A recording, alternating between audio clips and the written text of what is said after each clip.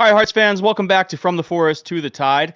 For our second piece of postseason content, luckily we had just released our predictions on who we thought was going to stay and who was going to go in regards to the aftermath of our inaugural season moving into the 2026 season. And guess what? The Hearts have released the official roster update only 2 days later now. So thank God we got that done. But we're here to react to it because there's some surprises, and now we know. Now we know who's staying or going. So I'm just going to start with you, Rob. Well, first of all, I should say I'm joined by Rob, joined by Sam, and joined by Shawn, and I'm Charles. Well, we'll start with you, Rob. Let's just get everybody's overall reactions to the list that was released today. How are you feeling about things?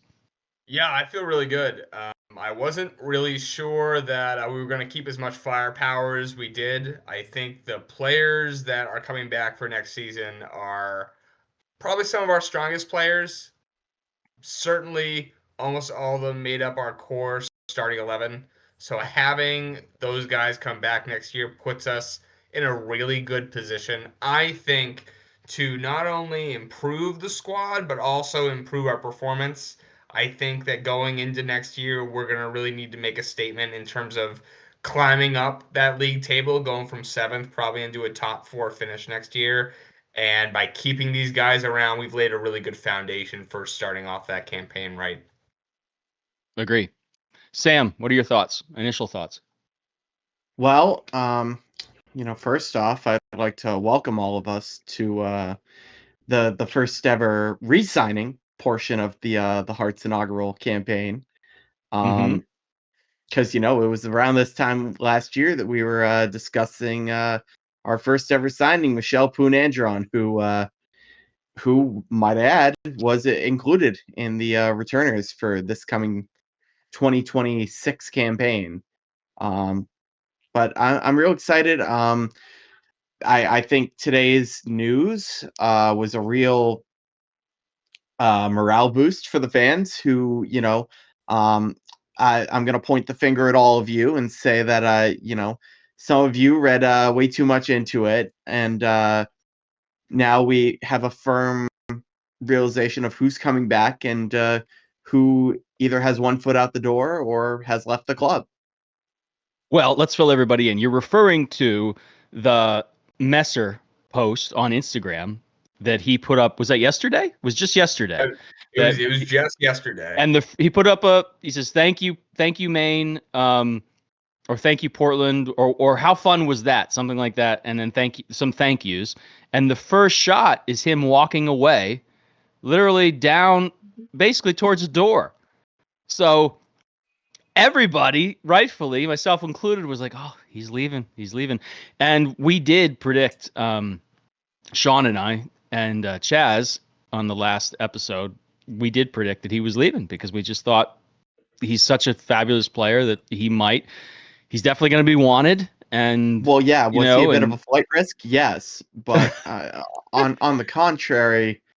So he's signed. He's signed back. Unless you get it in writing, the player, may be out of contract, but still has a chance to come back to the club. Boom, boom, boom. And now, Messer's in the room. And now Charles gets to take a victory lap. That Nate Messer last night was having a little bit of a joke at our expense because it was funny. It was funny. I won't lie. Today, when I saw he was re-signed, I was like, "What the fuck?" I got owned so bad last night. I was sitting there on my bed. I was like, "Oh, jeez, we lost Nate Messer. That's really terrible. That's a shame." Yeah, no. I sent an Instagram message to Ollie, and I was like, I said, Messer, what's up with his post? He literally had a picture of him walking towards a door away from, the viewer. And Ollie just LOL'd, said, I don't know what he was doing. So, and I called him out on an Instagram as well. And he's like, oh, it wasn't my intention. But I just think it's so funny. I think that was the first time we got trolled. Couldn't be happier that Messer is back. But I was just setting myself up for the worst because we all know what a fabulous player he is, and nobody would, think less of him if he wanted to go to the next step of his career or whatever. But I'm so happy that the next step of his career is right here in Portland. We skipped over you, Shawn. What's your general reaction now that we've talked about Messer for a hot second? What's your overall initial reaction? Yeah, some people get a chance of, looking in the rearview mirror, hindsight 2020, and saying, "Geez, Shawn and Charles and Chaz, what the heck were you guys thinking?" But when I you're don't think reading we were that far off. tea leaves and you're looking into the crystal ball, you've got what you've got, and at some point you got to go on a gut feel, and that's kind of what we were doing last night. And to your point, Charles, how accurate were we in terms of only right picks only? We got a tie between yourself and myself with 10. 10 out of the 12 was correctly selected by yourself and myself, and I think really the only player that would have kept it from a three-way tie was when Chaz didn't pick MPA for coming back. I think that was the one that kind of kept him at 9 versus 10, which is what you and I both Mm-hmm. had. Um, Mm-hmm. and I haven't double checked, but it looks like the one as a group that we got wrong was Cash. So yourself and myself thought Cash might be going elsewhere for a starting job around the league. And Mm-hmm. Chaz did have him come back. So as the three of us, as a group, that was the one that we got wrong. Was Cash Yeah, Chaz. Alabafo. Chaz said he's like, I wouldn't be surprised if our goalkeeping situation stayed the same. So he nailed it. Yep, He he nailed did. it. Yep. But overall, yeah, I am pleased with this group of 12 coming back. I echo the sentiments of everyone here on the panel. This is a really good core group to build around. Um, Mm-hmm. My surprises is that we have one center back. Young Kamali Green, Rookie of the Year, is the only center back today on 11/20/2025. Is the only center back inked to the Hearts of Pine. That to me was a surprise. Yeah. Um, and of course, as already spoken to, and I'm not going to beat a dead horse, is the return of Nathan Messer. That was also the other surprise. That's all I got. Well, I will say, myself, I keep going back between elation, between, about the guys who are coming back. And then I kind of get a bit sad about the guys who are leaving. And then I find that I'm elated again.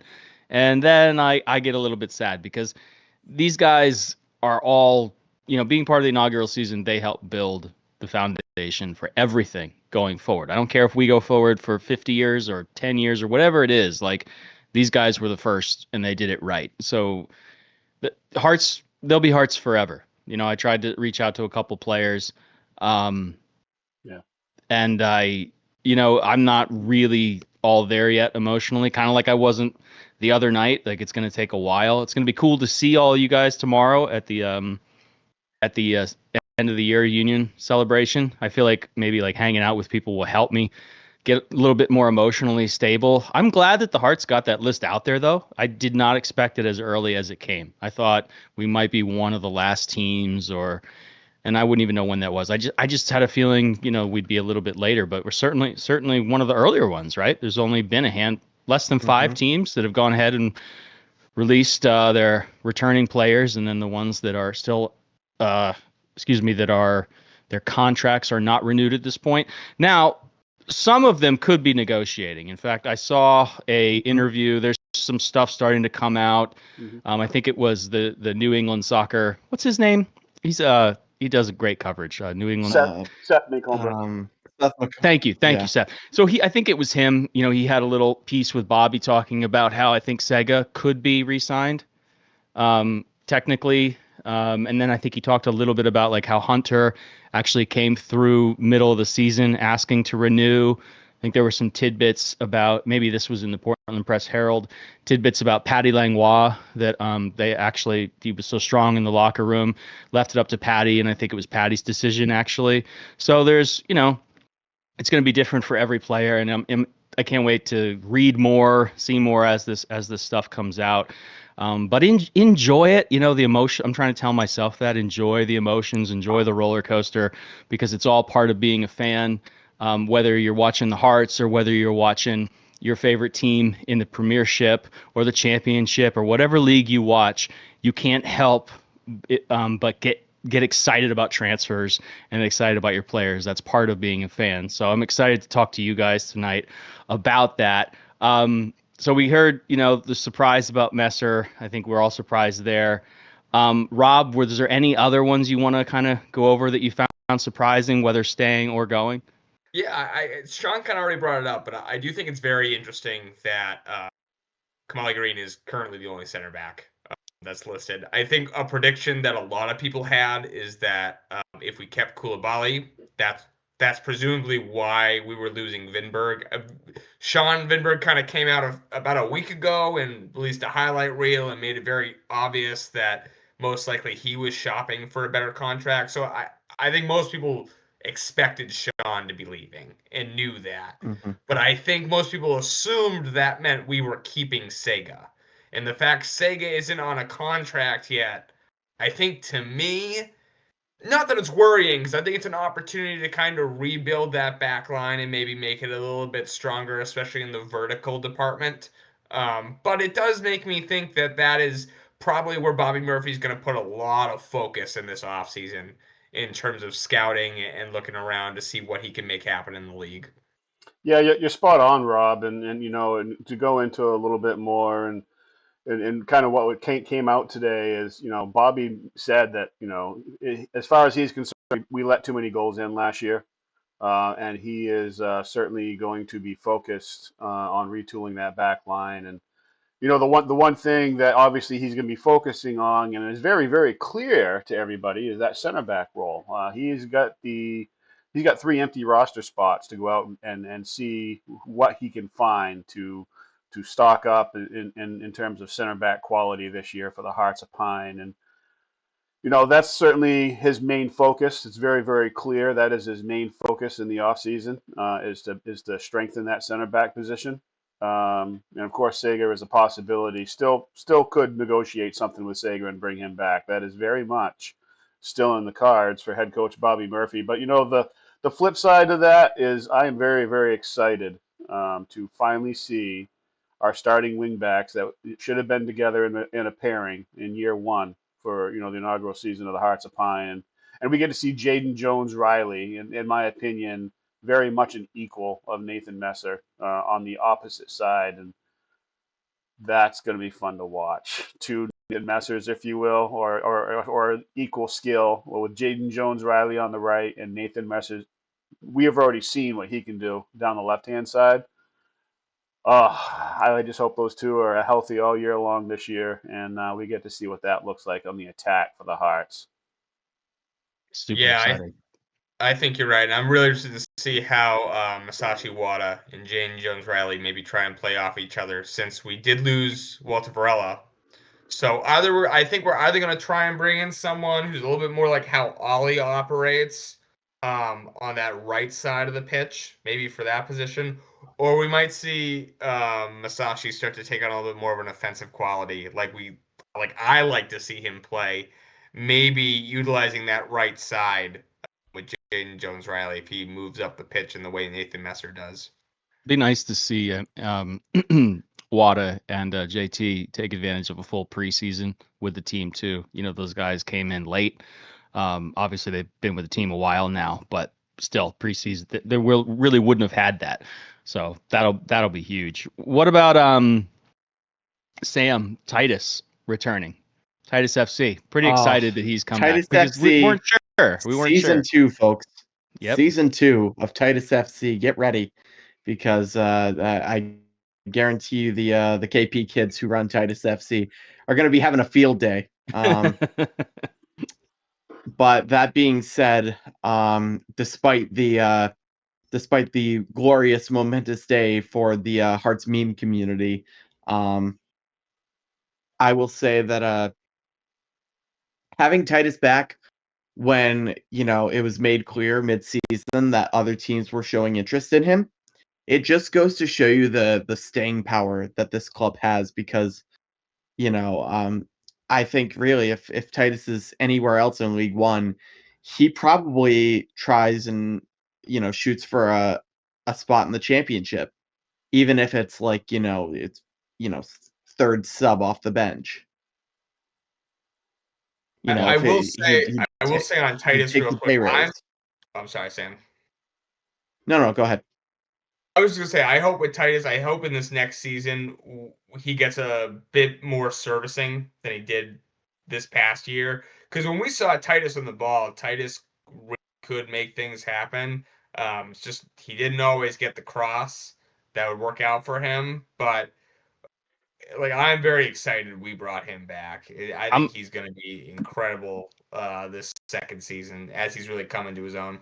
I'm going to make this prediction. I said this on the last show, but I think based on Bobby's comments and everything and how hard Titus is on himself, I think it's a lot of Titus's game is confidence. And that's a lot of strikers. When a striker plays with confidence, and you find that, as you get more rhythm. We saw that too. We saw that too. And I think he's going to have a lot more confidence. Second season, there's a lot of things to be confident about. There's so many less unknowns. Second season, you know what Fitzy feels like. You know it's going to be packed. Think about that. Like players thinking, what's it going to be like? And reacting to that atmosphere. Are they going to like me? Like everybody who comes back here, even the guys who aren't coming back are cult heroes in Maine already. They're history makers. They built the foundation on which this club will be built from here on into the future. So, and like I said, even the guys who aren't coming back, but the ones who are coming back, a whole nother level is what it's going to be. I think it's going to be absolutely insane. And I think that will be so huge to a guy like Titus's confidence that I'm calling it now. Like, I think he's going to be a monster. I really do. And yeah, super excited about that. We saw it too, Charles, and, just the way that Titus progressed as the season went on, going back to, cause he was in that first 11. Mm-hmm. And there was some concern, I guess, initially about his hold up play and the fact that he wouldn't necessarily go for goal too often. But as the season went on, I mean, it starts with the goal to pull us back within one against RAFC, and then he bags another one, his second professional goal, also against RAFC. And then when it really broke through for him, in my opinion, was the game against Greenville. I think that getting a brace in that really was the defining moment of his season. And that really it gave us a glimpse into what Titus could be. Mm-hmm. And I'm very much looking forward to seeing that version of Titus come back into the Hearts team next year. There was a moment, I think it was in the 6-1 against Spokane, where Titus has some interplay out on the left with Ollie. And I think it was hold up play and then also a little flick, heel flick behind him. It could have been out to Messer, out to Ollie. Yeah, and that was a little bit of the flick. One that led to the JT chip. It led to the JT goal. Or was it JT or was it Natty's goal? The one to make it 6. I don't remember. I actually the one that made it 6, Ollie was making the run, and he had Titus on his right, and Titus was kind of calling for the ball, but it was more of a decoy. No, because he goes through Titus. This is where he gets the quick back heel. It's pretty cheeky, but it's actually a brilliant pass. But that's the confidence thing I'm talking about. Unless if he's not confident, he doesn't try that. And it opened up play, and we ended up getting a goal from it. So I hadn't seen that from him, earlier in the season. And there's two minds. Like I think you try something. I'm not just saying it because it's a back heel. It's not just flair for flair. That was how he needed to pass the ball in that position. Otherwise, that pass isn't happening. So to pull that off, and of course, I think we had another cheeky little move in the same play by Ollie. But Ollie's always good for that. So it was just beautiful. But I was impressed that it came from Titus. We hadn't seen that from him, all season, and his hold up play is in moments pretty strong. The only thing I wonder is about his verticality. He's not a small guy, but he doesn't offer much of an aerial threat. Now, who knows who we're going to sign? I think everybody agrees we'd like to have an aerial threat up top more than we had last season. So it doesn't mean it still can't be Titus, but we didn't see a lot of signs of that in the first season. I think it's going to come through the ball on the ground and his work off the ball and on the ball and, hold up play and also pressing and that type of stuff. But I'm super excited for all those reasons for Titus. What do you think, Rob, about Liotti not coming back? Now, he was on loan. We know that he really fell in love with the club. That's kind of one of the reasons why I expected maybe to see him again. He had that injury, so we'd be dealing with that as well. Maybe he could still be negotiating. I don't even know what the loan situation is. But how do you feel that he's not been renewed just outright? Yeah, I wasn't terribly surprised because of the loan situation. Right. I'm looking right now to see if Lexington's released their roster decisions yet. I don't believe they have, but I think it kind of depends on what Lexington wants to do. If they want to keep him around or release him, that's kind of for that club. Obviously, they play a league above us, so what they're kind of looking for out of Azad is for him to have improved this season and get to the point developmentally where they can start putting him in their rotation and getting him to do work for them. Um, we'll kind of see what's going on. Either they'll think he improved or not. And the fact he was out for so long, though, leads me to believe that, I don't want to say that they're going to release him because, I don't think he deserves that. I think he is a good player. He should enjoy that contract if that contract's what he wants. If they did release him, though, I would hope we'd re-sign him.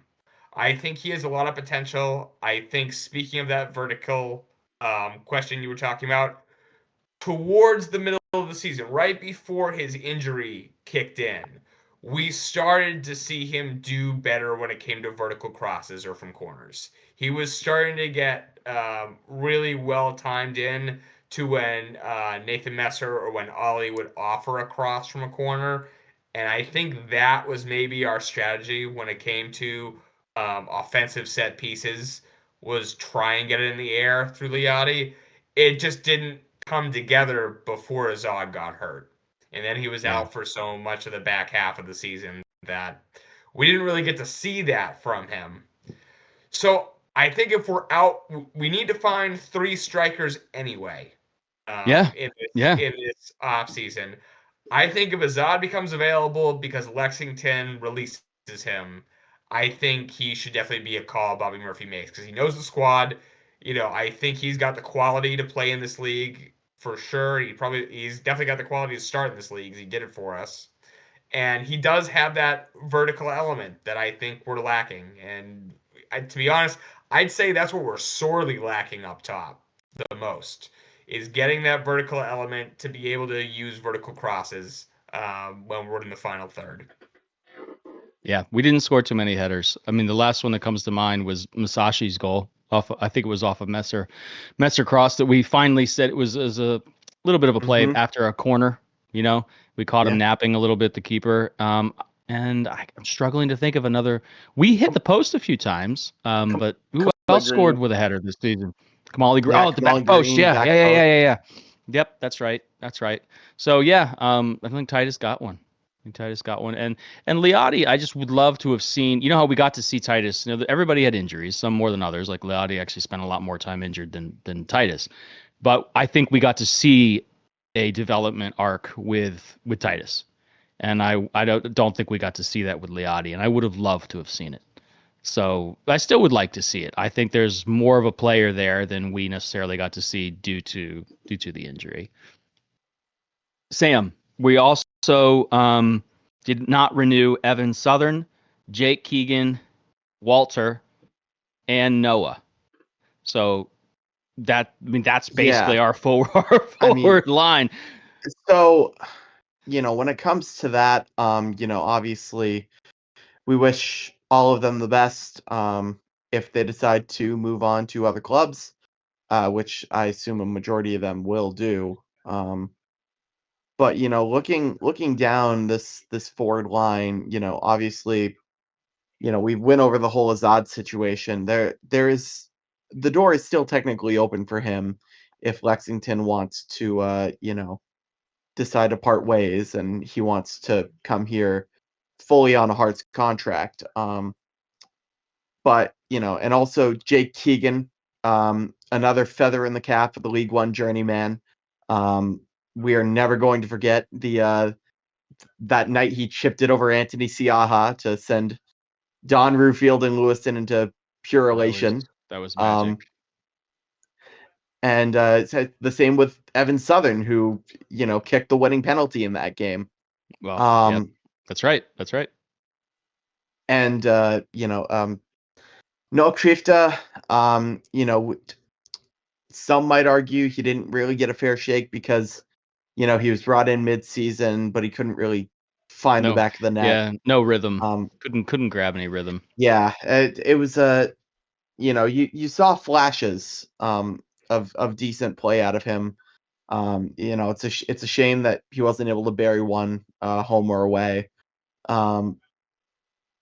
But that being said, and also that brings me also to one of the biggest out of contract players who I'm a little bummed about, Natty James. Yeah. Natty, I think, also didn't really get a fair shake with Hearts in the sense that, he was constantly away on international duty. Yeah. And in the flashes we saw Natty James, we did see some decent football out of him. Some ones that come to mind, he had a couple great assists against Detroit in the Jaeger Cup. That goal on the back post that he had against Omaha on the road to secure a 2-2 draw. The brace against Spokane was quality. The brace against Spokane against in the 6-2. I truly don't think the door is closed for Natty James. They could potentially be negotiating with him. But that being said, if he wants to maybe look at a championship side, I think he would be a great addition to any USL side, League One or Championship. I would much prefer the Championship if he doesn't sign with Hearts. Agree. And that's what I was going to ask you, Shawn. I'll ask you, do you think Natty could be a player that may have been offered the chance to come back? And he's an international player scoring on the international stage. Could he be looking to step up to the championship or elsewhere? Yeah, it's tough to kind of just, come up with what that conversation could have been like between Coach Bobby Murphy and Natty James. Of course. And I would like to think that, he was offered the opportunity to come back to the Hearts, and in a day and time that we live in right now, I could certainly see Natty's phone blowing up from a championship side, and he goes, Bobby, I certainly love at my time here with the Hearts of Pine, but I do want to kind of give some opportunity, a chance here on the championship side, and if I can get a spot on one of these championship sides, I would like to take it. And maybe keeping the door open with Bobby and saying, if none of this materializes, can I give you a call? And hopefully the answer was yes. And that goes back to what we were talking about before is, these young players and these young talented players, and Natty James very much fits that mold at some 21 years old, and scoring goals for his national team down in Trinidad and Tobago, and we saw his quality all over Fitzpatrick Stadium's pitch, this year, and he's got the goods, okay, and he's young, so if he gets an opportunity to play up a division from League One, yeah, he should take it. He should absolutely take it, because he can go up on that next stage and show off the skill, and he may jump another level. You never know. Europe could call in some of the lower divisions over there and say, hey, why don't you come over to a League One side, Hovey and Albion or something like that or whatever, and he can go over to Europe. That's a good call. That's something that he has to chase, certainly at his talent level and certainly at his age. And the Hearts of Pine do not want to shape a persona or a reputation of harnessing players and keeping them here. That is not what we want to do. We want players that are talented, and get an opportunity to move on, and we lift them up and try to push them into those next levels, and be a club that can shape and mold talent and lift them into the next steps of their career, because that is a very attractive club definition for players to come into, knowing that the Hearts of Pine can magnify your talents, and can give you that next break opportunity in your career. That is a big plus for pulling in young talent that want to come play here for the Hearts of Pine if that's something they see through the years. So Yeah. that's something that we should certainly do. And just one thing I want to touch upon there with a forward line with Azad Liadi is, back in when he was playing for Tormenta, right? He had some like 9 goals and 5 assists before he went on his 2 or 3 year championship. A little bit of like an appearance there in MLS there with DC United, and he was taking his shot, much like we were just talking with James. He was kind of taking his shot in and around the championship side and stuff like that. And it's up to Azad what he wants to do. If he wants to continue on the championship side of things and try to break in and all that fun stuff, or maybe he's like, you know what, I just want to play. I just want to play. I just want to have fun. I want to score goals, and I want to be at a place that loves me, and I want to have a great atmosphere in and all around me, and I just want to have fun, and I want to score goals. And it's a possibility we could see a return of Azad Liadi.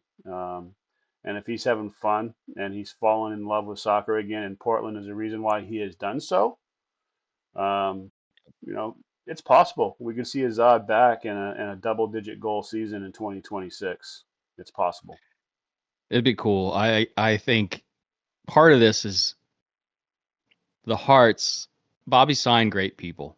He made that. He talked about that, right? He says there are great players we won't sign because they're not right for Portland. Yep. And it was very apparent that he wanted to sign great people, and we got to know these guys, and they were all great people. So I mean, and Azad is one of them. So it's hard not to, we want to know. We'd love to. That's why it'd be interesting to see what information comes out. But yeah, I would not be against seeing more Azad, more of a healthy Azad Liadi in the future. And just to back up a little bit, let's see, who are we talking about that didn't get renewed? Natty James in the midfield. Thank you, Natty James. Just had a total mind blank. Thank you. Yeah, we don't know, like you said, Shawn, the specifics of those conversations, but I wouldn't be surprised if he had the chance to go, up somewhere else, and that would be great for the Hearts to be a club like that too. I want to touch a little bit on the midfielders, other than Natty James. So Mickey Riley, Pat Langlois. We heard that Pat was kind of offered, and maybe it was his decision. Mickey, we're not sure exactly, but once again, great, unbelievable people. I think Patty will always be the Aussie in our team. Like once a heart, always a heart. I don't know about you guys, but the one that hit me really hard is Vinberg. I knew it would. We suspected it based on the Instagram thing that you alluded to, Rob, the Instagram post on the road again. I think somewhere it was said that Bobby mentioned his age, that we're trying to go a little bit younger. Vinberg's 31. Yep. But I thought he was so solid. And once again, one of my absolute favorite people as far as Hearts players goes that I got to interact with. So my heart goes out to Shawn, and I'll be a Shawn Vinberg fan for life. I can't wait to see what he does next. But yeah, that part of it is really, really hard. So I just want to give everybody a chance to say anything about these guys that are out of contract. Starting with you, Sam, before we move on with Rob, I think, because I know Rob's got some names, and I'm really excited to hear who he brings up. Talk about the other side of it, which is the super exciting part about signing players and who we think we can get and where we think we are as a club. The whole idea that the Hearts is this awesome destination in USL 1. Of course, the four of us feel that way. Of course, the Union feels that way. But I want to discuss all of that. But any final thoughts, Sam, on these guys out of contract? On the guys out of contract, the first thing that comes to mind is thank you. I know that a lot of parents, a lot of folks watch this, who are connected to the club, and the least we can say is thank you so much for everything that you've done for the club. Without getting into sappy territory here, but that people are going to remember this inaugural Hearts squad for years to come. And that's in typical Maine fashion. The door is always open for you to come back. And we'll always leave the light on for you. Once a heart, always a heart. And also, even these guys are out of contract. We're currently recording this right after, or the day that the roster updates been released.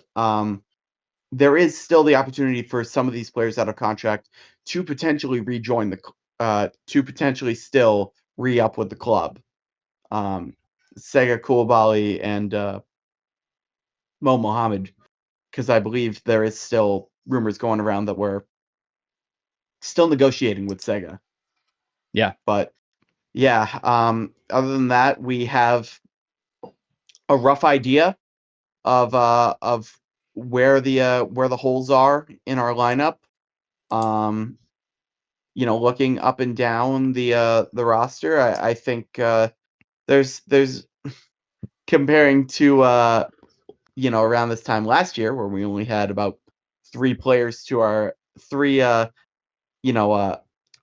unsigned unannounced players to our name. It's a lot easier to shop, and it's also a lot easier to sell players on Portland, as mentioned before, because it's the same with every sport. Players talk to each other, and word has gotten out very, very quickly that Portland is the place to play in USL League One. You've got 5,000, whatever, 5,600, 5,700, Guaranteed. however much they can pack into Fitzy on a certain night. They're going to be cheering for you. They're going to be screaming your name, especially if you put one on the back of the net for them. Mm-hmm. And word gets out amongst the players. So I think, not to mention, we're in a very unique spot, in that we can probably pay players a little bit extra, considering we were the only League One team this year in the black. And Were we really? Gabe has mentioned that. Yeah, if I'm not mistaken, and I'm probably wrong here, but I'm pretty sure that Alex Ashton of League One Updater said that Hearts are the only team to turn a profit in the history of USL League One. God. And just Wow. by just on merch sales operations, there's no academy propping it up like, say, Richmond or Tormenta. But on that, once again, Hearts are in a unique position. We're a destination spot for some of these players, and I think we can punch above our weight class in terms of recruiting players. Case in point, Sega Koulibaly came to Hearts mid-season. He, Bobby didn't call him. Sega called the Hearts. His agent, and it's. We were all I impressed think with that. We were all very impressed. And that just goes to show you, really, in terms of League One quality players, nobody really is off the table if they're without club. Yeah. Which brings me to my first. If we can segue this, Charles. Well, hold on, real quick. We We'll do the segue, actually, but let's get everybody. We'll do the segue and get everybody everything. else. But if you have a glass, I'll tell you what, Shawn, I know you do. I want to raise them to the boys that are out of contract today and say, hats off to you guys. Once a heart, always a heart. You'll forever be the boys of Maine. Thank you for season 1, and we love you, and we will miss you, and hopefully we'll see you again. To you guys. Cheers. Up the inaugural squad. Cheers. Up the hearts. Up the inaugural hearts. I love it, Rob. Up the inaugural Hearts. Okay. So if I may, before, I just don't want to. I want to get something in before we get off from the roster. Perfect. Go ahead. So I could be talking to any one of the Hearts players that we just toasted to, but I certainly want to make sure that I get a message out to Shawn Vidberg, which wore a captain's armband for us multiple times, He in sure our did. inaugural season. He did a lot for this club. I know he knows he did a lot for this club, but I just want him to hear it from us that we certainly appreciate what he did for this club in our very first year. Um, the physical play that he exhibited, um, along with Mikey Lopez and some of the other veterans on this team, set the standard for these young guys of this is how we will play, and you will raise your game to this standard. And if you don't, you're not going to be on the pitch here for the House of Pine. And some of the earlier days when we saw Shawn Vinberg tracking back and snuffing out a sure one-on-one with Hunter Morse, making tackles in the boxes, making goal line saves for his keeper as his keeper was trying to close down the angle, and then Shawn Vinberg is making saves right on the goal line, and you can see him pump his fist and being excited about the play that he just made as he should, and it's going to be up to head coach Bobby Murphy to find a younger version of Shawn Vinberg because And that going on that adventures every once in a while, as we like to call it. All of a yeah. sudden, a couple passes, couple 1-2s, and all of a sudden he finds himself in the attacking third, and even scored a great goal at one point. So I will miss that. I want to echo that sentiment, Shawn, because I don't doubt Bobby Murphy. I think in Bobby we trust, and I fully believe that. But I can't ignore the feeling in my back, which might be my herniated disc, or it might be the feeling that letting go of Shawn's a mistake. I'm just gonna say it. Yeah. Now there's no guarantee Shawn performs the way he did the first season, but I think he was rock solid, and I wish that he was part of this club for next season personally. And just the amount of duels that he won early on in the season, and it goes back to his physical play and his tenacity that he displayed on the pitch. So I just wish nothing but good things for Shawn Vinberg, and like I said, everybody Of else course, that's leaving the club. I happen to be talking about one particular player because that's who I chose to talk to. I can't go through and have the same display on every single player. We don't have time for that. they But all deserve it. They they all deserve it. they do. But That being said, all the best for Shawn Vinberg, and the other piece that I want to talk to, right, is the midfielders, right? So, um,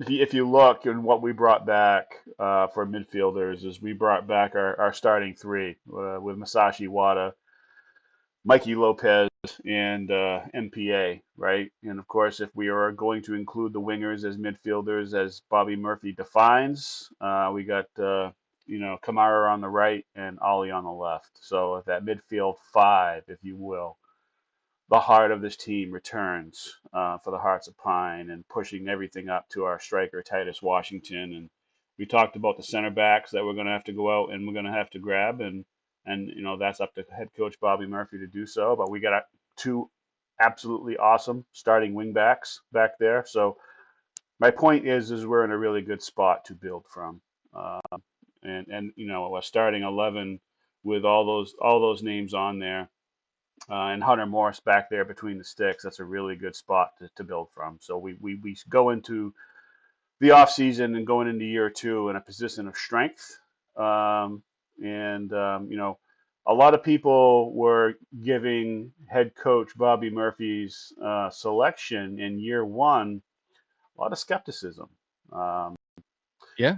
the way head coach Bobby Murphy built this club was unusual, interesting, odd, um, Unknown, I unique. think, was the number one Unknown word is I like that's heard. the and Yeah, what an easy thing to say though. and, True. Like and a lot of people were scratching their heads about this Hearts of Pine team that were put together by head coach Bobby Murphy, and it was against the grain. It wasn't what they were used to seeing in USL League One, and wouldn't you know it, we're probably going to be looking at a youth movement in USL League One and in the 2026.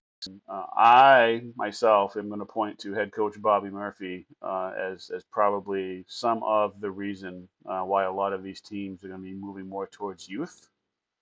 And of course, in the moving of the tectonic plates with what we're going to be doing going forward, and then how this pro rel is going to all link together. That's also a piece of it as well. But hats off to head coach Bobby Murphy and how he built this club in year one and influencing his peers in USL League One to do the same. Did we find out who got coach of the season? I know he was nominated, and I forget what category of the award guy that was. from Chattanooga. That's right. You know, That's the guy right. that Yeah. the guy that Return. Bobby outcoached in the first round of the playoffs. How does Bobby not win that anyways, award? How does he not win that? It's regular season. They had a young squad, and they were projected Like we to finish didn't, and we were projected to finish what, 14th? It is what it is, Charles. Also, one point about Shawn Vinberg that I couldn't manage to sneak in while we were gushing on about him. Streets will never forget his goal line clearance and his gritty celebration. Right. No, Anyways, that's the one all I that I thought it was going to be Messer because I thought he was going to move on. Yeah. And it ended up being Vinberg that is the one that absolutely kills me, destroys me. Real quick, you mentioned all the guys coming back in the midfield, but let's give a shout out to Khalid. He's also renewed, and we don't know how he's going to feature. Like, we know that he's a development player. We know that he is on this team because he's good enough to be there. Bobby Murphy talking about it, and I would love nothing more than Khalid to come good as a starting player for the Hearts at some point. Is that going to be next season? I don't think so. I think we'll see more of him. I hope we see more of him as a rotational player, as a sub, more of a consistent sub. And I hope that works out for him. I would love that story for all of us, for everybody in Maine. That's a story that I want to see get told. So congrats, though, to Khalid. We still have our Mainer in the team, and we're excited to see what happens. But anything else before we move on to the prospect of new signings with Rob? I would like to talk briefly about Khalid Hersey. Now, granted, we saw limited minutes out of him this season.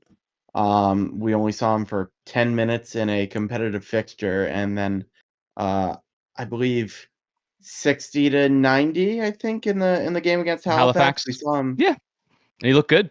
Yeah, and I think he was on it. Now, I believe the word was going around that he was signed to a 2-year deal already, so this was more just a formality, really. I had forgotten that, if that's the case. That being said, that was kind of an assumption. Is that where he is? It makes sense. It makes sense. He's from the main side of things, and he's kind of like almost like an academy-esque type of player or whatever. It's almost like as in it's basically we're going to build him up the first year, and the second year we're going to start rotating him in and start maybe assessing his performance on year number 2. Again, these are all assumptions on how that contract is built. But obviously, where he's back in year number 2, and we saw very little of him in year 1 competitively on the pitch, I think we're left to assume we're probably correct. That's probably how that contract is structured. Sam? Yeah, so I'm going to be very interested in seeing how he progresses. I mean, he did get a spot on the bench late, as when we were heavily rotated against Omaha, I believe. Did not see game action, but it makes you wonder what exactly Bobby's plans for him are. So I think that's going to be a storyline heading into this coming 2026 season, is what's going to happen with Khalid Hersey, because I think while we'll still see some more sheltered minutes out of him, you sort of wonder, what good is he doing sitting on the bench, and if maybe possible, a loan out to, say, maybe like a Halifax Wanderers, have him join their U23 side. Wondering if that's in the cards. I personally don't think that happens, but I could see it happening. But I don't. I mean, We're there's a possibility. I mean, the kid's only going to get better if you actually have him playing game minutes. of You course, know, of as much course. as having him around for practice is good, and having him, help him learn to be professional. There was a lot of discussion behind the scenes that it was getting a little harder than initially thought for him to adapt to the professional game, and it sort of makes you wonder, um, going into this year. Obviously, his development is going to be a key part of or a key storyline going into this coming season. Yep, we will see. We will see. But I'm excited whether it's a formality and he signed a 2-year contract to begin with, or if it was something other than that. I'm just super excited that he's still involved, and I like to believe in a world where Khalid is ripping it up for the Hearts and scoring 15 goals a season, and with 10 plus assists to his name, operating out of the midfield as our center mid, as our number 10 or whatever it is that where he plays, which I don't think it is 10, but anyway, I want to live in that universe. You picture him as Gerard-esque, if I may. No, I think he's Khalid. He's better than Gerard. I think he's his own animal. I just want to see that happen. Just want to live in that world. So, and I'm glad that's still a possibility. Still a possibility. So, all right, Rob, talk us through a little bit about some player signings and maybe touch upon the idea. What have we achieved this season as a club? You're familiar with USL 1, and certainly we've knocked it out of the park as a club. Everybody's talking about every game being sold out. There's record upon record, jerseys, all that stuff. Like we're very lucky that this is the club that we get to support, that it has come to fruition the way it has. So I just want to touch upon that a little bit, and also players. Like, do you see that as actually really? We've heard that it has. Some players have been like, wow, I want to play my home games at Fitzy. I want to experience that. We've heard the atmosphere is as good as anywhere in the country at any level. I mean, these are huge claims. I personally think season 2 is going to be off the hook. I think anybody who's questioning, like, I think people saw it. I think it's going to be even crazier than season 1. Also, as we talk about this stuff, I would love all of you to just keep in mind, maybe we can touch upon it, about the idea of expectations, because season 1, I'll speak for myself. My expectations were seeing professional soccer in Maine. And I wasn't sure, maybe some cup games. I was hoping we'd make the playoffs. That became, Bobby let us know throughout the season that was the expectation, and we achieved that. But still, my expectations going into it were like, I'm just so excited. We're going to sell out Fitzy. Before Fitzy, it was Lewiston. My favorite games of the season still kind of are Lewiston, and then a couple Fitzy experiences. So I'm excited to maybe go back to Lewiston. That might even happen, right? We're not going to play our Open Cup games. We're going to be back there. So I just want to put that out there. Is that, like, what about those experiences as well, and how has that affected the league? So I'm going to shut up now, though, and hand it over to Rob. But kind of, that's a lot to touch on, but we can all riff on that. Yeah, I mean, I think we've all heard about how crazy the Fitzy experience, how crazy the Hearts of Pine experience has been in terms of the ripple effects upon U.S. soccer. It's not very often you have League One teams making national news. We don't have Landon Donovan talking on his podcast about a League One team every day, and he talked about it. They're going to be at a game next season. You know that. We're gonna show up, and Gabe's going to be having oysters with Landon Donovan and Tim Howard. Like, that's going to happen probably in season 2. I have a buddy who's a massive Landon Donovan fan. He's going to, like, I swear to God, he's going to rip his hairpiece off and run with it. Exactly. Yeah, he's going to spontaneously combust if he sees Landon Donovan in his city. But I think his local you are football going to see things like that. I think it is going to happen. But I think talking about recruitment and how that helps, I think 2 things happened this season that kind of speak to that. That we learned today. The first one was we learned in the Press Herald article that Masashi Wada came to the club on a very low dollar contract. We know he had a connection with Yuta Nomura, our goalkeeping coach, that kind of helped bring him in, coming over from Japan. But even then, he is a good player. Like, he was a good player in the J League. Comes over. To come over on a low dollar contract is to show faith in an organization that at that time was still building. But, we knew that the games were all going to be sold out even at that point. So that's kind of number one I'll touch on there. Number two is Hunter Morris saying mid-season that he wanted a new contract, that he wanted to come back. And he apparently was iffy when he came here. Bobby mentioned that. I don't know if everybody was like that, but he was like, "Oh yeah, let's see what this whole main thing is about." And then halfway through the season, he's like, more so, I want to come back. Well, more so, the Press Herald article was he was unsure about his place within the team. So, I haven't read the article yet. He was unsure whether he was going to be the. Yeah, the Portland Press Herald article said, he was unsure about his spot in the team when he came in. He didn't know that he was going to be the number one. He was going to have to fight it out with Cash to be number one. Course. Yeah. And then, with the number one job solidified, then he goes to the club and says, "Hey, I only signed on for a year, but can we make it 2?" And also on that, I'd also like to point out Bobby using up the phrase when Masashi comes back, they literally ripped up his contract mid-season and made up a new one when they had the money to compensate him more handsomely. Yeah, I think that was a good recognition of his abilities. And I think that having these experiences, having people want to come to the club is good, because going on your other point, Charles, about expectations, you're right. Last year, the expectation was we're all going to get to go to Fitzy and watch professional soccer here in the state of Maine. I think moving into next season, it gets a lot more challenging. There are expectations next year. What we had to do this year is we just had to get to 8th place. That's all we had to do. And that's not even, I think, from a fan's perspective. I think all we wanted was to see soccer. Bobby Murphy set the expectation that we were going to end up qualifying for the playoffs. Next season, we need to see movement. We need to see this system become dominant in the USL. We need to move up the table. Pro Rel is only 2 years away.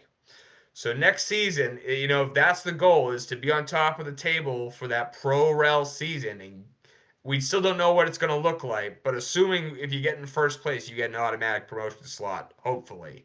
We want to be on the trajectory that 2 years from now, when that system comes in, we're the team that's going to be in that number one slot.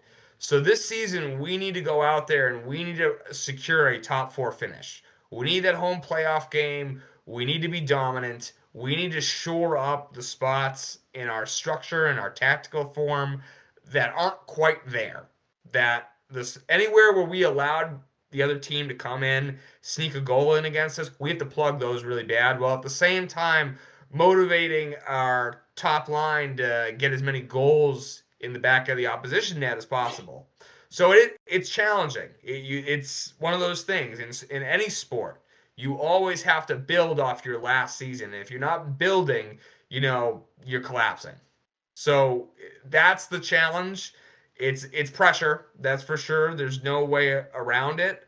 But like we said at the beginning of the program, the roster we're bringing back, the guys we're bringing back, are the right players to bring back.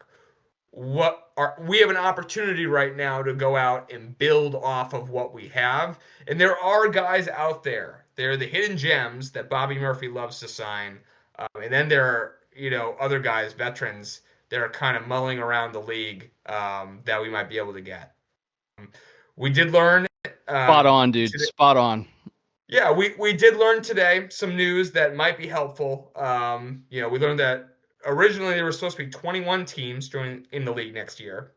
We learned that 3 are most likely. Well, we know 1, and then the other 2 are most likely not joining. We know Texoma folded. Their players are released. They're now in the market. They're out there. And then most likely Sporting Cascades is going to announce they're delaying, and most likely Fort Lauderdale are going to announce they're delaying. So that's 75 roster spots that now don't need to be filled next season. So the pressure's a little bit off in terms of recruitment. But I want to speak to kind of everyone as to where maybe Bobby Murphy's going to be looking for players. So we know Bobby prefers younger guys that he can come in and develop. He comes from a developmental program down in Texas. That's where he kind of cut his teeth as a coach for years, where Mikey Lopez came out of. So you kind of going to want to look at the MLS Next Pro.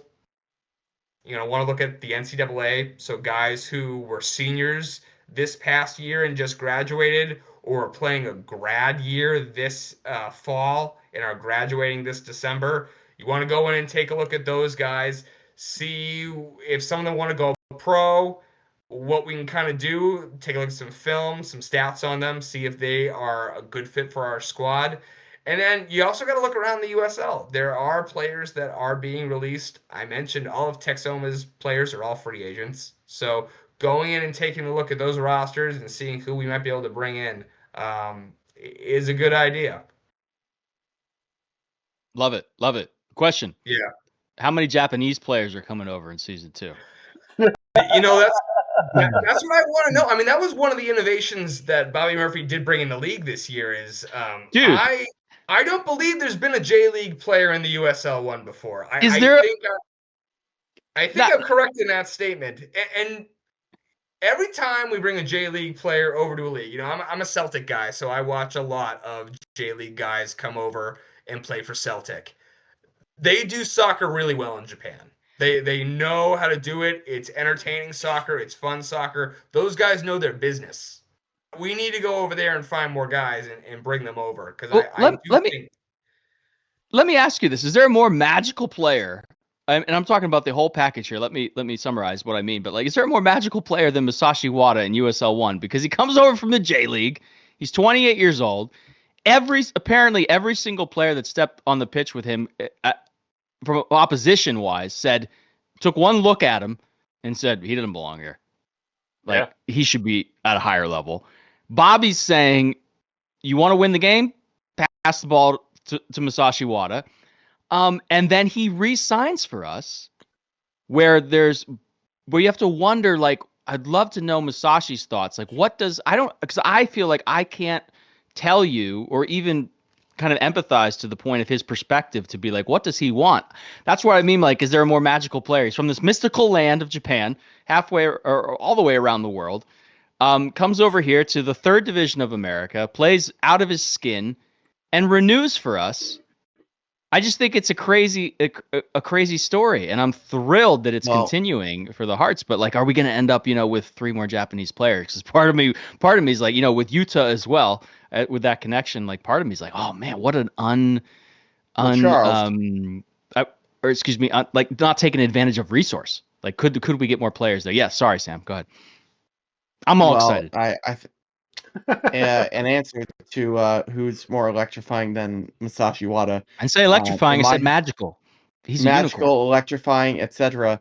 I would like to throw JT into the ring on that, but JT's super electrical. But there's this. Maybe it's just my fascination with Japan, where I just there's a commonality between the two of them, I think, and how you look at where Bobby is trying to find players. Mm-hmm. Bobby's gonna be looking at markets where you find value. He's said that before. He's listed the Caribbean as somewhere he looks at before. He said smaller leagues like Northern Ireland. So go out there and look at kind of those small leagues and find the gems in there. We need an Irishman, don't we? We kind of need an Irishman, I feel like. I'm working on that. That's the league I'm looking at. I looked at MLS Next Pro today. Don't worry. I'm looking at the League of Ireland tomorrow, Charles. League of Ireland. We need a McLaughlin. We need a McLaughlin playing for Portland. Is what we need. Rob, go get one. That was so bad. That was so bad. Jesus Christ. But that would be great. That would be great, wouldn't it? That'd be so good. And Charles, for reference, folks, Charles might be having the bedtime sillies. It is currently 10:30 as we're recording this. I'm a few drinks in, happy as shit, about the roster. Yeah. Happy, sad, in the happy moment right now. But yes. Yeah. It's worth mentioning we have 3 more international roster spots we're allowed to fill based on the league rules. So, what are those league rules for all the listeners?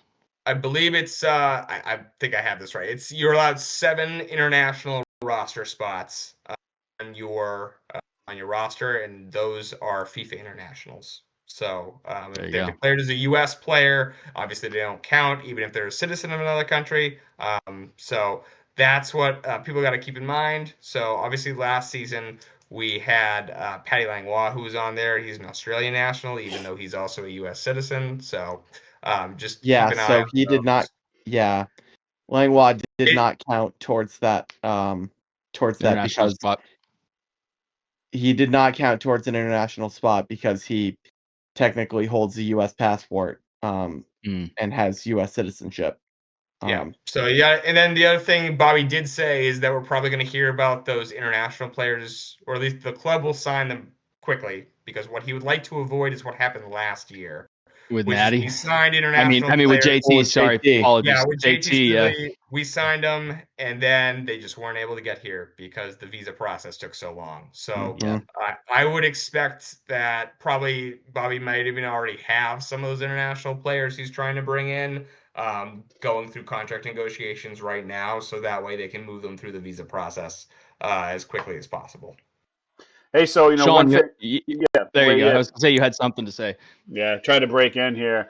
It's So impossible with us. So just a little bit of Sure. clarity and some of the, today some of the news came out that some of the clubs that were going to come in next year are going to delay to Mm. 2027, and I certainly applaud those clubs for delaying, because we don't want a Texoma happening again in multiples for the following 2027 season, if you will.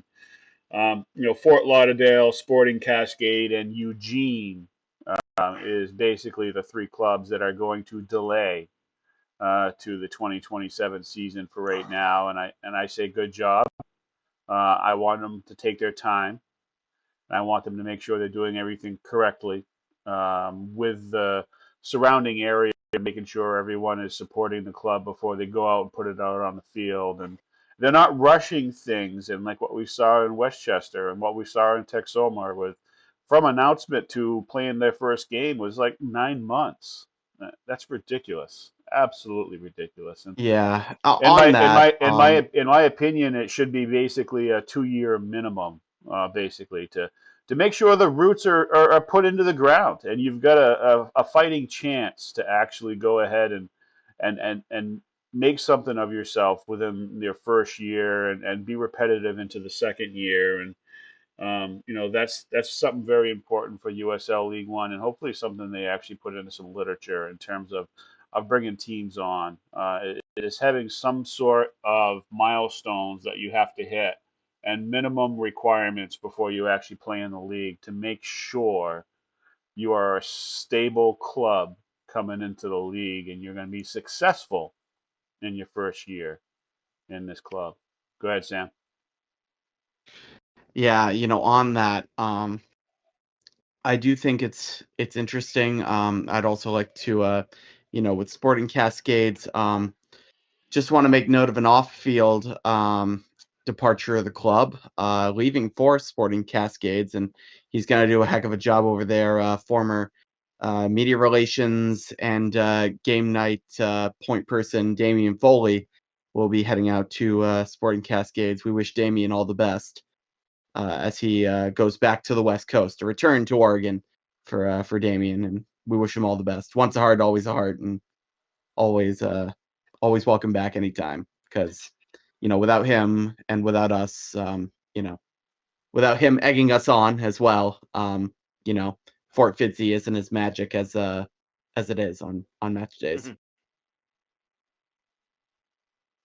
And going into a little bit further on the Japanese side of things, is I agree that it's an untapped market that needs to continue to be pursued. And Right. again, another notch in head coach Bobby Murphy's belt into reaching into these types of markets for this USL League One side of the house. And again, another hats off moment for our head coach and his staff, to reach out into the Japanese side of the world, and pulling players into USL League One. And it works on both sides of the house, folks. It's a good thing for the Japanese players to have yet another market to kind of go out into and give themselves a career in soccer elsewhere in the world, other than in their usual markets and of course in their homeland in Japan. They now have another spot where they can feel comfortable going out and reaching out into USL League One and the USA, and Masashi Wada being one of the trailblazers for that Japanese market to say, hey, this is what it looks like, and this is the success that you can have over here in the USA. Charles? Yeah, I mean, what do you guys think? I don't think it's unreasonable to think we could end up with another Japanese player next season. I think it would be. I think it's about the most important thing is exactly what Bobby Murphy says, if they're a good fit for the squad. And Of course, of course. I think if you could find a Japanese player who fits well with the squad, that just seems like Shawn said, it's a great country to recruit guys out of. Yeah. Well, who do you have as far as USL One players? I know you're also looking at MLS Next Pro and Yeah, some so I opportunities for haven't signings there. really dug into the USL One guys yet, who have been released. We've only a Oh, it's few early clubs days, super early. have fully released their rosters. Same with the championship. Even in the MLS, we don't even have all that many teams that have made roster decisions yet. I did dig into the MLS and the MLS Next Pro just because getting information from those leagues is a little bit easier in terms of contract information. So obviously we talked in the middle portion of the program about one big hole we're going to really need to fill is center backs. Mm-hmm. And especially thinking about Bobby Murphy's focus on signing younger players. I was digging around MLS contracts earlier today, looking at some guys. I'm gonna name three guys that I would encourage any fan who's interested in kind of following the progress this offseason and signings to take a look at. The first guy is Hayden Sargis. He's 23 years old. He played last season for Orlando City B, and he was just released. The next guy, and I apologize, I'm going to not do well with this name, is Marcos Stojadinovic. He played for Toronto FC2. You didn't get that one right. I don't know what it is, but it's not that. No way I got that right. But yeah, so he played for Toronto FC2. He's listed as a right back, but if you actually take a look at his heat map, the heat map looks an awful lot like a center back. So he might be able to fill that right center back slot for us. And the final guy is the youngest guy on the list at only 20. His name is James Bulkley. He plays for North Texas SC. So, Bobby Murphy's a Texan. Might reach out to another Texan to fill our holes in our roster. So those are just three names of many different leagues that the Hearts may be looking at. This is just from the MLS world. But we do plan as we kind of progress on in this winter break between seasons. We'll kind of look at some other positions, both through the newsletter we have at the Rigo Union and then also through this podcast. Some other names. If you have names that you think we should take a look at, people you're out there seeing in your soccer world, send them into the podcast. We would love to talk about all sorts of players all over this country, some of the smaller leagues.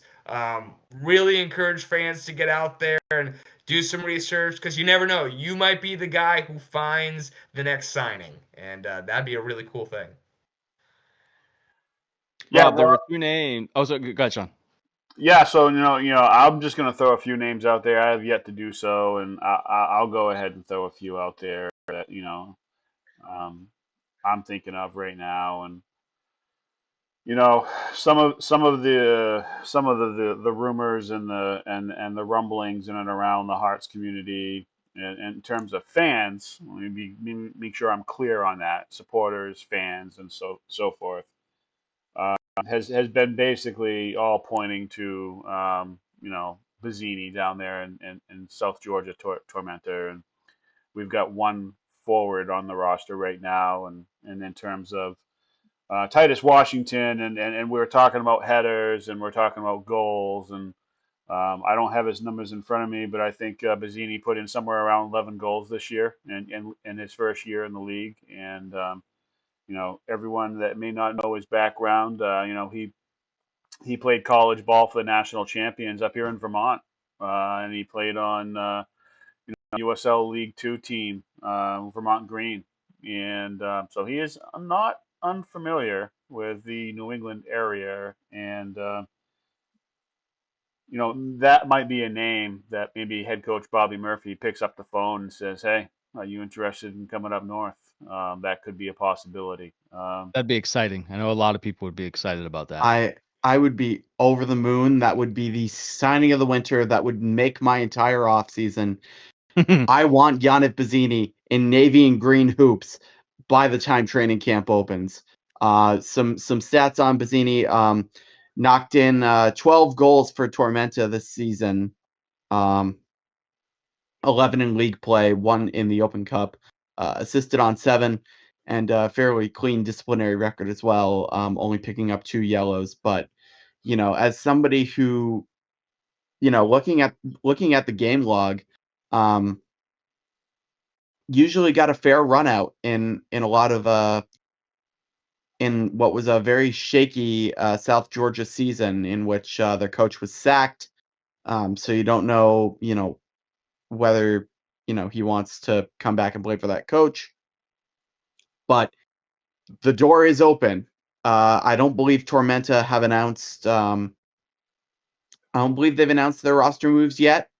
Of course, I can try and find it, and if I do, I'll look very stupid. But they have not announced him making any moves yet. Only some players have. The club hasn't announced announced anything yet, right? Not Ian Bazzini. What are the? That's a good time maybe to mention it to everybody. When are the dates as far as like how far into the future? So on this, will we have our full roster? Yeah. So training camp.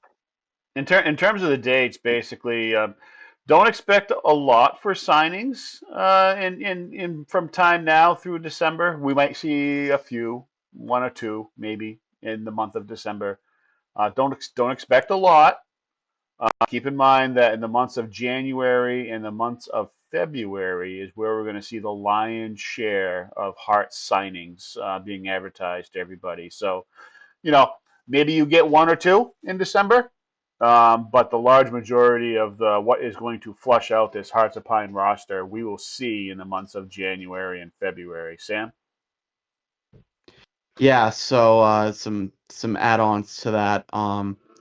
So until December 1st, right now, for the past week, it's been the no tampering period, in which, they're essentially restricted free agents in that sense. Only the club that they were under contract with can negotiate with them, and that continues to an extent, because other League One clubs can now approach these out of contract players, but still, there's still active negotiations going on. And then, December 1st is when all League One contracts expire, per Transfermarkt, and I also believe the CBA. But that's when you're going to see, a little bit of movement. But as Shawn mentioned earlier, you're going to start to see these signings ramp up as we get closer to training camp in, early to mid January, when they're about to break camp. And if I may tack on maybe another player or 2 here is I brought up Bazzini as a possibility on the forward line for the Hearts of Pine. I'm going to bring up 2 more players. Another player that I would bring up is Philip Spangler for Texoma. He is a number 10, so it's a Masashi Wada role, if you will. I'm not saying he will replace Masashi Wada. I'm not mentioning that in any way, shape, or form. I am saying that maybe there's a spot for him over on the right wing as maybe a starter, and JT Kamara comes in his usual super sub role, and maybe head coach Bobby Murphy plays with those two in terms of starting roles and maybe a horses for courses type of perspective between Spangler and Kamara, and that is a possibility over on the right side of things. And a partner with Jaden Jones-Riley down that right flank, and kind of play with the chemistry between those two, and see how that all materializes. Spangler, a very offensive-minded player, and doing great things over there for Texomer FC, and of course, as we know, Texomer is self-relegated themselves down to USL League Two. They're still a thing. They haven't completely folded, but they do not play in USL League One anymore. They are now down in USL League Two, and is basically associated with the new rodeo team that'll be down there in Texas. They're going to be an affiliate, if you will, a little MLS Next Pro type stuff happening between those two clubs, which is a story in itself and a whole another podcast. But Jake Jake Dengler is a free agent from the FC Naples and is a center back and one of the dominant center backs in this league. And for head coach Bobby Murphy, very much targeting a center back role. It's at least turning the coals over a little bit on 27-year-old and 6'5" Jake Dengler is a free agent. I think that's worth a poke for what we're trying to build up here, and a defensive, more defensive. I'm not going to say we're going to turn over our passion of play and how we want to go out there, and we're going to want to change everything that we do. I'm not saying that, but what I am saying is 6'5" Jake Dengler that has already shown that he can do really good things in this league is probably not too bad of a partner for young Kamali Green. To kind of keep the ball out of the back of the net and be a nice shield for Hunter Morse. That might be worth a call down to Jake Dengler. He's a free agent as we speak. And he's I think 26, he's worth 26 some money too. which has got to be like 26 has got to be your prime in USL One. Yeah. I think, we don't know exactly what the budget is for the Hearts of Pine or what every player is making in terms of contract value, so it's kind of hard to predict. But I think you get someone like Jake Dengler down in a center back role, he's probably someone you're okay spending a fair amount of money on, probably one of the top defenders in the league last season. Absolutely. If I'm gonna spend a little bit of money on a player, and that is a main focus of my head coach and sporting director and head coach Bobby Murphy. And he comes to me, I'm holding the purse strings, and he's like, hey, this guy has proven himself in USL League One, and we need him, and he's a free agent, and he's interested. I say, all right, coach, what's the numbers look like? What are we talking? How much do you need? And I'm probably going to be a little lenient and shelling out some cash for Jake Dengler. God, that sounds like it could happen. Like that would that really could. I agree. That's the way that it's gone as of recent. I truly believe nobody's off the table for Hearts. And this is where that fan environment, that club environment, I think really comes in, because I think a guy like Jake Dengler, he's probably looking to get signed by a championship club. That's probably what he wants. Go up a level in play, since he proved how elite he was in USL 1 last season. But I think, and the way we were able to keep a lot of players through our environment, I think you'll see other guys in the league say, oh, well, I'll go play in the championship, or I'll go play for the Hearts. Because we have that environment where you feel like you're playing in the championship club, even though it's unfortunately still in League One for right now. Yep. No, I 100% agree with that analysis, Rob. I think, this goes back to what we talked about in the earlier podcast is, some of the Heart supporters and the Dirigo Union can can kind of basically take some credit for some of this and the environment that we've created, and the home matches there and Fitzpatrick Stadium and what that has turned into, and what that has been magnified by and written about and vlogged about and YouTubed about, and all the different media outlets across this country of ours is put a magnifying glass on Portland, Maine, and make no bones about it, a piece of that is because of the people that are in the stands and what they're creating. on the atmosphere they're creating every single game at Fitzpatrick Stadium. So we are a part of the draw. We're a piece of it. We're a piece of the puzzle. And don't ever forget that part. No, feel some ownership over it. Take some ownership over it. When you see players come in that want to be here because of that atmosphere, it's like that's what's great about this, right? Is you do have some ownership over it. You do play a part, and we touched upon it a couple times. But yeah, I completely agree, Shawn, and that's part of the reason to be excited and get to share in that joy because you build it with the club. You know, the fans need the club to do what they do, and the club needs the fans, vice versa, right? To create that special atmosphere. So that's another reason why I'm so excited about these signings is because you just want the best for us, and you want us to become a force in this league, and then into the championship, and then with Pro Rel. I mean, there's so many. It's so cool. There's so many variables going on right now that it's a very very interesting league to follow, right? Whether the Hearts or not, but you got to wonder how like I don't think we're the darlings of the league, but like you got to wonder how we look to other supporters of other clubs coming in and seeing all the success. I mean, we've heard people talk about like, oh yeah, first season success, we've seen that, but will it be a lasting something that lasts? And I just think it's going to last. It's going to be. I really think season 2 is going to be an incredible step up from season 1.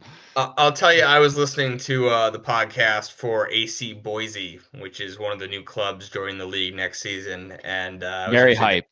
They're talking a big hard game coming in.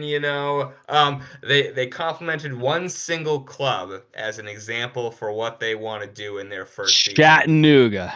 Yeah, exactly. You guessed it. You guessed it right there. The team that let their trademark lapse on their logo. Yep, it's that one. No, it's I kid.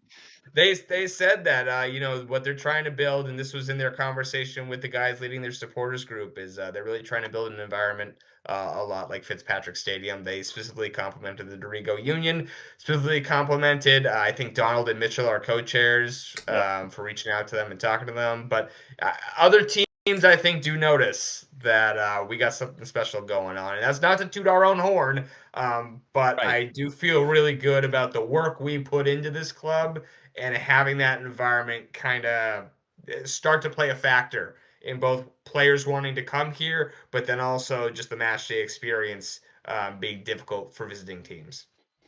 No, you're absolutely right. And just imagine if, in a perfect world that USL 1 had what we have in Portland, all the teams. Yeah. It'd be incredible.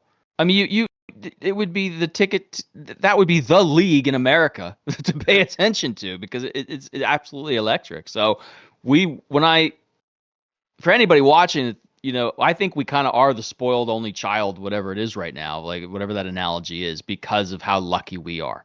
Like hey, we could all be just living in another state and we take what we've been given, right? Because we're doing our part, but this isn't a club we launched and we can't help where we live. So we are super lucky that this has happened in Maine and that we get to be a part of it. But we say all this wanting this for the entire league, right? Like we wish that would be the best thing ever. So teams that can bring that in, that can use the Hearts as a blueprint, because I think it is a blueprint. Is absolutely what we want to see. Yeah, to Rob, your point, Charles. Yeah, to your point. I mean, that's kind of what I'm talking about, right? When I'm saying that. Yeah, you are. It should be a minimum of 2 years for these clubs coming in and do your homework and make sure the community is bought in, and with that Hearts blueprint that you're speaking to, it's if we can get 3/4 of the teams, even half the teams, to kind of realize the success that we have enjoyed in year one, how much different will USL League One look? Yeah, if that was to be the case, and it's the old analogy of rising tide lifts all boats, and that's all we're really after here is just to try to spread this across the league any way we can, and that's why AC Boise is basically complimenting our co-chairs for reaching out to them and saying, hey, what do you need from us for us to help you to get what you need to get? Because we want to see big things from AC Boise this year. We want to see fans in the stands. We want to see ruckus noise, and we want to see flags. We want to see smoke. We want to see unique chants out there from AZ Boise. We want to hear creativity from that supporters group over there in AC Boise. We want to see all that stuff as Hearts of Pine supporters, Derigo Union members. We want to see that, and that's a very outward mindset. It is a progressive view, and it's the whole, not singular, mindset that we have, and we want to see the whole league enjoy what we've been enjoying up here in Maine. Amen. Absolutely. Rob, you had two names that I just wanted to give you a chance. Are you still feeling these guys? Because I chose not to, because they're not really my players, but I was curious to see you riff on them. But Alex Monis, don't know if I'm pronouncing that correctly, and Jesus Pereira, is that right? Are those guys both from the MLS? MLS Next? There were some names that you threw out as far as attacking players on the last podcast. Didn't mean to put you on the spot. Like, if they're your names, but that doesn't. Yeah, I know. I'm you're trying looking to at me like I started a new notebook the other day, trying to put together some good players. I'm trying to remember where I got those guys from. They are from the MLS or MLS Next Pro. That's what I thought. I just don't remember which teams they were from because I didn't write them down in this notebook I'm looking at right now. Well, I'm looking at Alex Monis, and I could be totally pronouncing that. He's from Revolution 2. Oh, right? Yep. And let's see. Jesus Pereira is nothing like doing it live. Real Monarchs. Yeah, so both of those guys, so Real Monarchs have released their roster decisions. At least the MLS club has, so I feel that the Next Pro contract data is probably correct. The Revs haven't yet, so I don't know if Monitz is going to end up re-signed for the Revs or not. But at least that other guy, and I'm sorry, I'm blanking on his name, even though you just said it, because it's right now 11:04. Pereira? Yeah. So take a look at him. He is interesting. He might be a good substitute, especially if we bring back Liotti, hopefully, to pair with Titus. If we end up with guys like that as our starters up top, he'd be a good guy to kind of bring in to kind of be kind of like a first substitute, I feel like, or even maybe a starter. Definitely an interesting guy to take a look at. I'm planning on putting out in the next few weeks. We're gonna kind of go line by line in the newsletter and throw out players from at least domestic products. Guys who are either playing in domestic leagues or are U.S. players, and we might throw Canada in there too because the Canadian Premier League is a crazy league. I don't know if any of you guys saw that final they had, but no. I won't go into that tirade because it's already late enough. But when you get a chance, go look at the highlights from the Canadian Premier League final. It's crazy. Yeah, it is getting late. We should probably wrap this up a little. I feel like we could just talk till like 2 a.m. honestly. Let's see. How do we? The CBL door, Rob. We could talk about next year's schedule, potential friendly with Halifax again, et cetera. But again, it's getting late. We have a whole winter of content, Sam. We got a whole winter. Exactly. Let's not spend it all in one night. Charles, let's send this baby home. Well, I think let's send it home. I think it's very safe to assume you've heard us.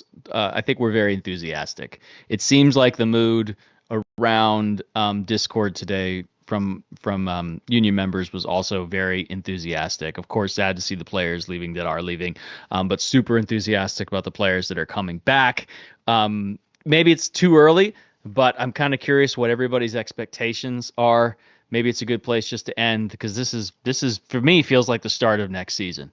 With we're talking about players and we know who's coming back and we're talking about who we want to sign. So it's early days. Two questions. Do you think we change that much on our play style? And I'll answer these questions first. And then, what are your expectations in season 2 for the Hearts? And I'll start. I don't think we changed that much. I think we're still playing Bobby Murphy ball. I think he what he showed us was some of the most attractive football in the league. And I'm curious. I think we're just going to get a more complete version of that vision.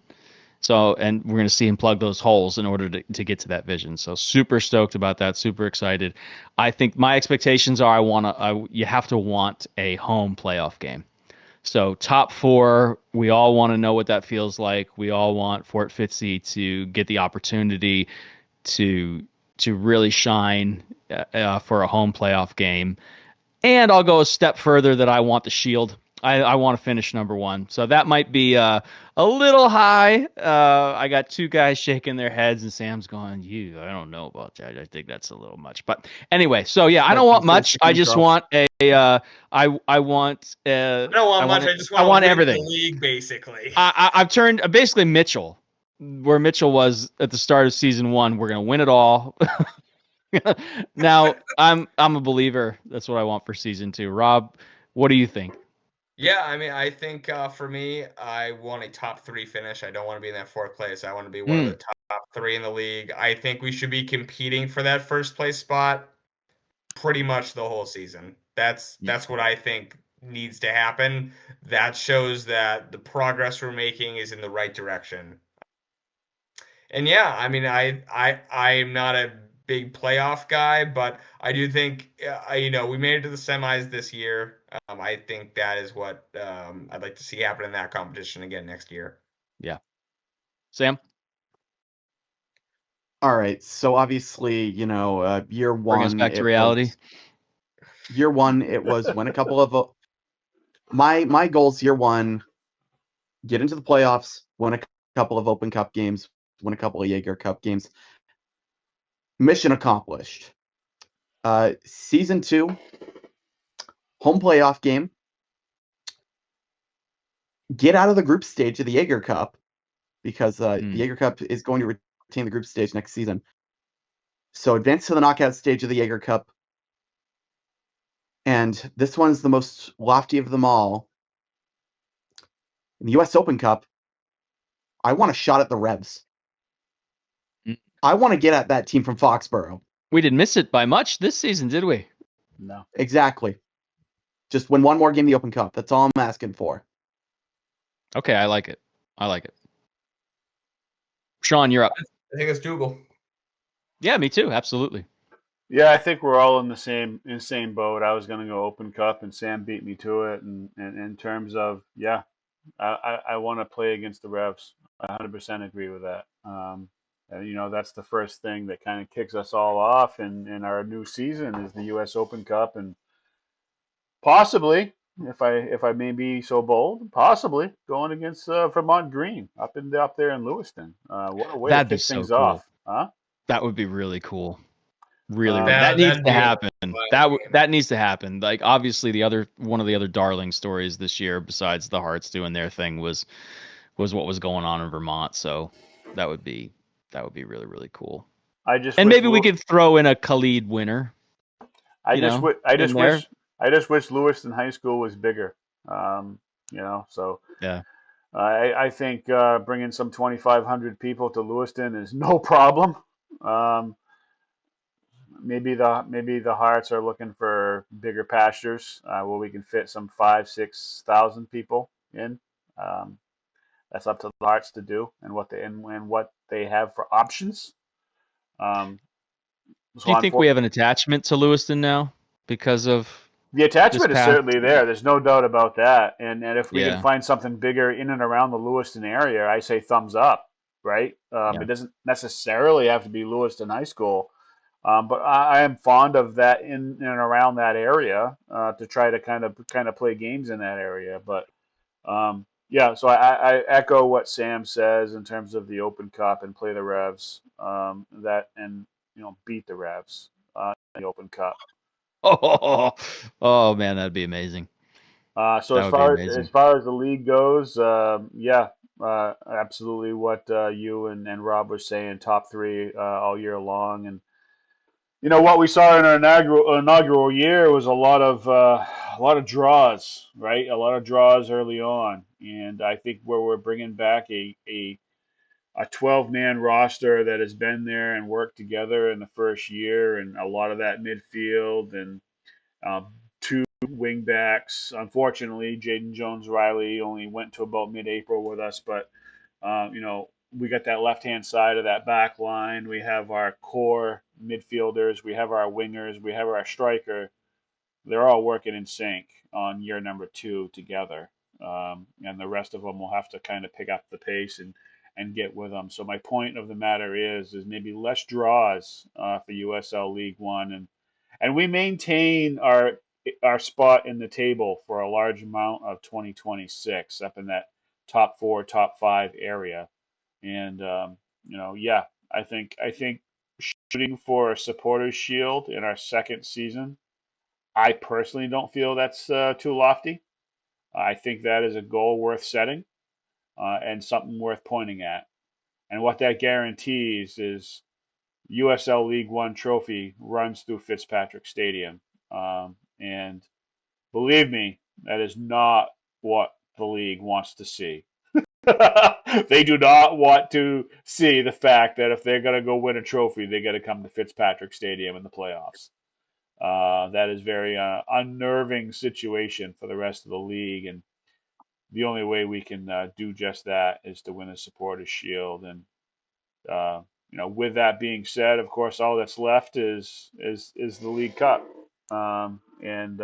if we're all doing it for a reason, and it's to win that big trophy at the end of the year. And